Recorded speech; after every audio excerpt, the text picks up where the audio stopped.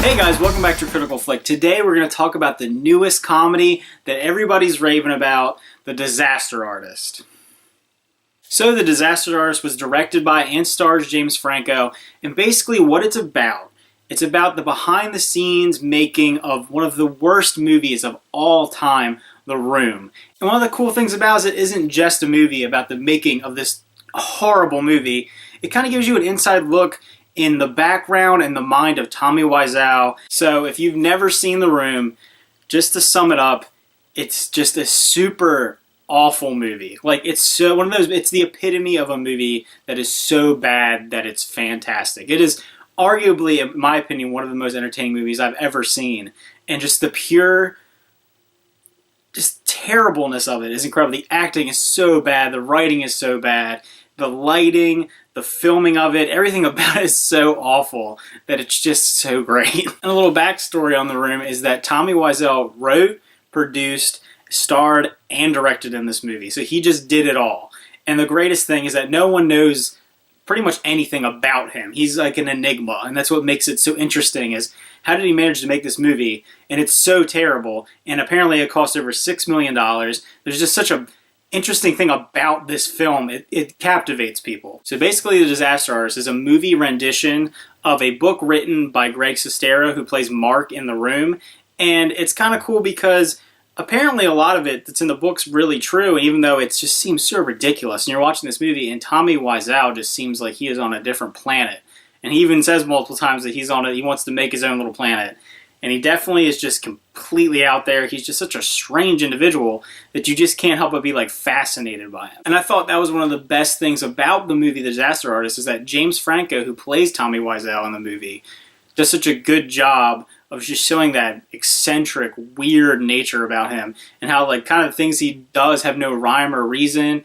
And he totally nailed his accent, which is just I don't even know what it is, because the greatest thing about it is that he constantly is kind of changing who he is and where he's from, and it's really funny to hear him interact with other people that seem pretty normal, and he's just totally out there. The rest of the cast in the film was pretty good, but definitely James Franco is the standout. I really hope that he wins some awards. I saw already that he's been nominated for Golden Globes. I'm hoping he gets nominated for an Oscar. I think it is one of his best performances, and it makes the movie just that much more entertaining. So while the core of the movie is essentially about the making of The Room and why it was made, and then how him and Greg were good friends, and how they decided to come upon this idea of being these outcasts that wanted to, come together and make a movie that they couldn't get success being actors.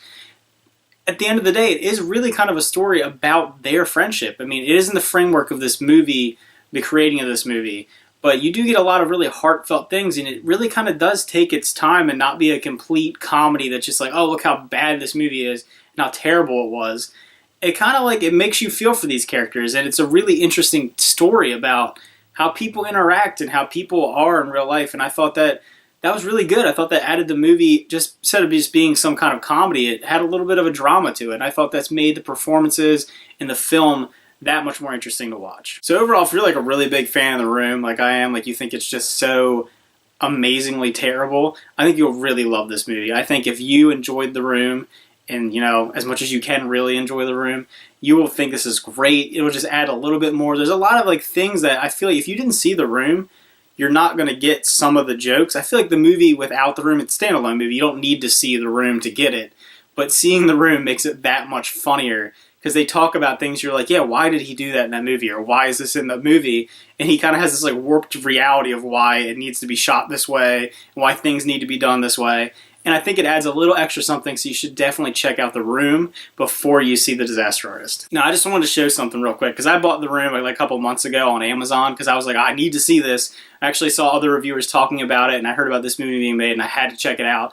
And I want you to know, inside the DVD case is just a headshot of Tommy Wiseau like that. And that's pretty amazing. What makes it even better, on the back of it is stuff that you can buy his underwear. Yep.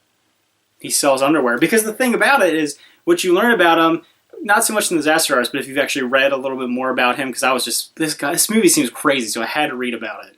And he was like some weird person that sold like mismatched clothes or like kind of like reject clothes.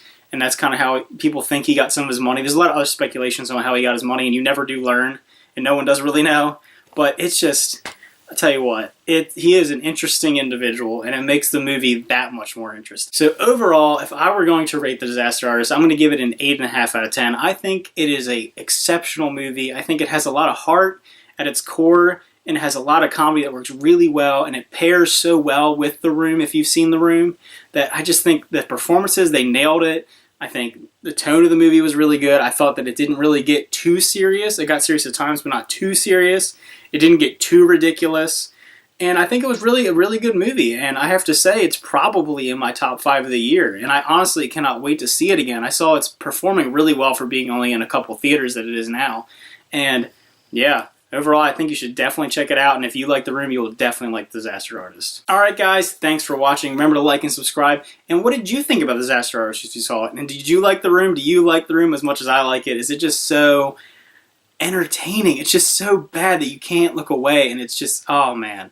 I might go watch it later. It just, it's really, and you want to watch The Room again after watching Disaster Artist, because you're just like, oh my gosh, it's just something else. Alright, thanks for watching. See you guys. Bye.